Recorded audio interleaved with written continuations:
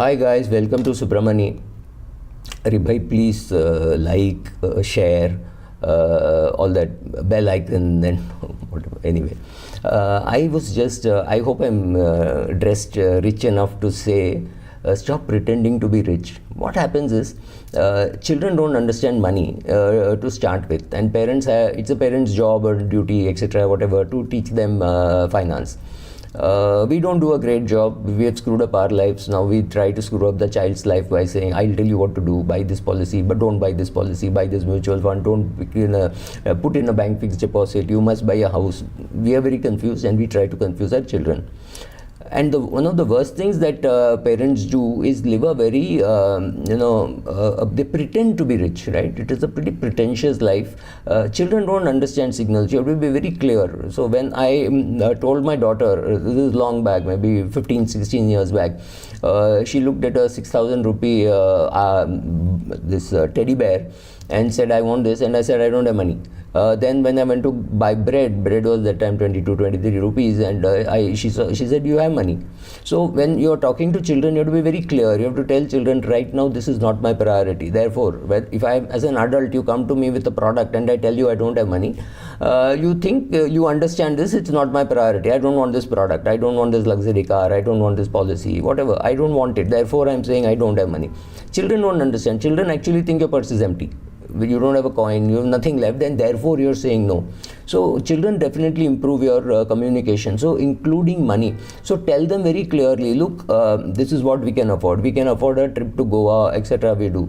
Then 1 year markets do well, or whatever happens, your portfolio does well, you get an extra bonus, you encash a ESOP, something happened, and you say, okay, this year we have some extra money, so we are making a trip to Europe. But please understand, this is a super luxury. We cannot do it very often. Once in a while, maybe once in 5 years, once in 7 years, we'll do.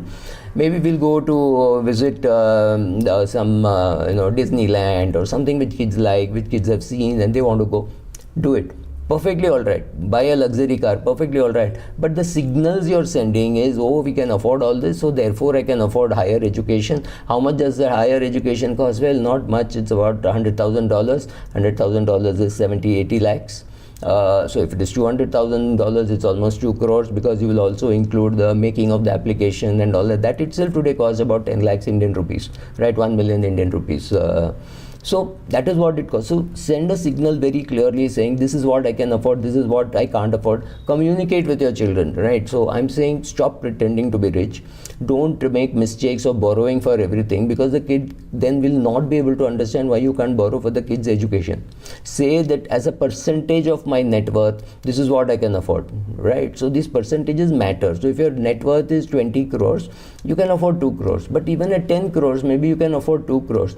But if you have 2 crores, you cannot afford 2 crores. Right? This is not understood. I am quite shocked. I met a person who has a net worth of about 2 crores, and his son wants to go abroad to do a course somewhere in Switzerland, and it's costing him close to 1 crore. It's about 85, 90 lakhs.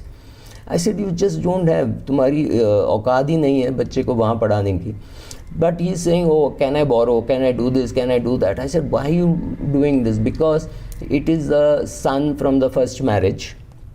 And he thinks that if he says no, duri बढ़ जाएगी or whatever, the child will get separated, so I need to do it and I must pay this 80 lakhs. I said, call in the mother. If the mother also has money, ask her to put 40 lakhs, you put 40 lakhs. That itself is a stretch, right? It is, for this guy, it is 20% of his liquid net worth.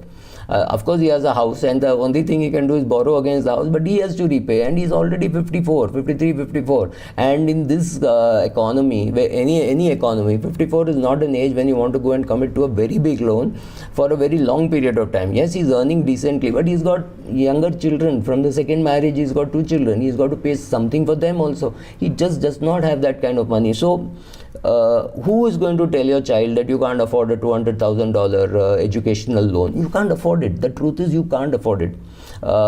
Secondly, have you provided for your own retirement? There are enough movies that you see. Forget if you've seen my channel or not seen my channel.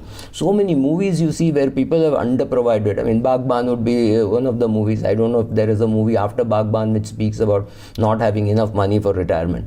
So how prepared are you to lose your job tomorrow? What happens if there is a if your wife or you are hit by a liver failure, which recently cost a friend 80 lakhs, maybe you're prepared with a 20 lakh insurance. Who is going to fund the remaining 60 lakhs? Be ready for those things. Tell your kid, look, I can't afford it, and you can't afford it if I don't take a loan, and that loan is not for your education, it is a loan against my property which is in my name.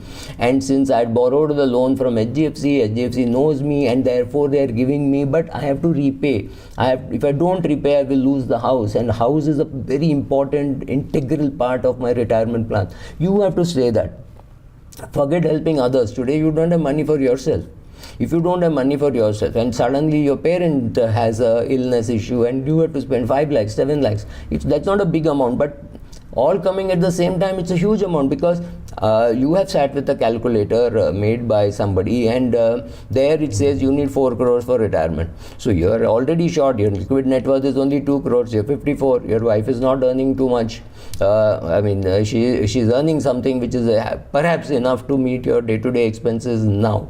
But she will also retire. She's same age as you. You don't have the money.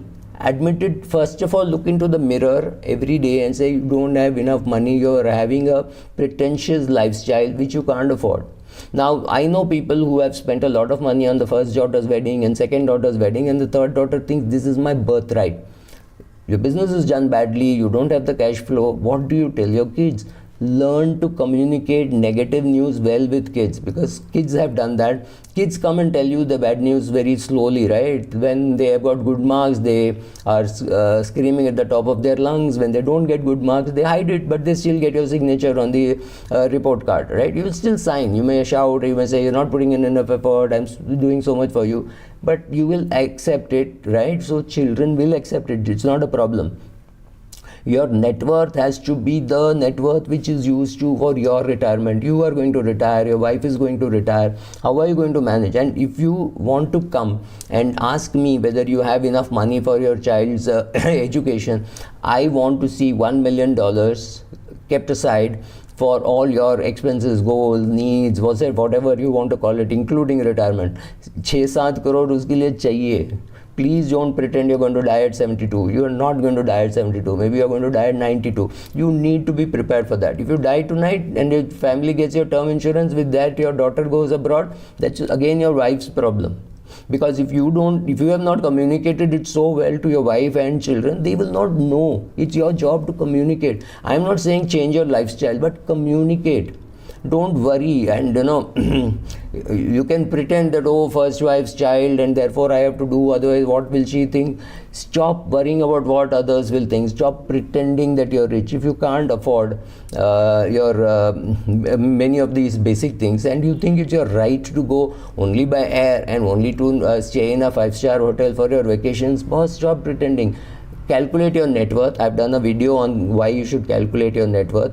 See how much money you need for your goals, and then tell yourself, can you really afford it, or should you not be able to, should you not be doing it? पहले अपना हिसाब लगाओ, and then you can decide what you want to do. So stop pretending to be rich if you're not rich. And you're rich means you should have a lot of time. It means you should have enough money to tell your boss, I'm not coming from tomorrow. And you have to have enough money to spare for expenses till your age of 95.